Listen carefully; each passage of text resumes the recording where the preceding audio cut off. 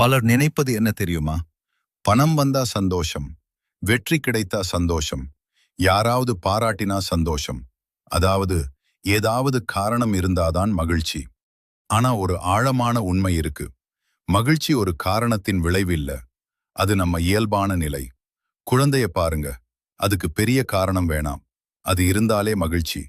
நாம மட்டும் வாழ்க்கை சுமைகள், எண்ணங்கள், ஒப்பீடுகள், கவலைகள் காரணமா அந்த இயல்பான மகிழ்ச்சியை மறந்துட்டோம். அதை மீண்டும் உணர 3 வழிகள் இருக்கு. 1. இப்போதைய நொடியை உணருங்கள். இந்த நிமிஷத்தில் என்ன குறை இருக்கு? சுவாசம் நடக்குது, உயிர் இருக்கு, இன்னொரு நாள் கிடைத்திருக்கு. இதை கவனிச்சா மனசு அமைதியாகும். 2. எதையும் ஒப்பிடாதீங்க.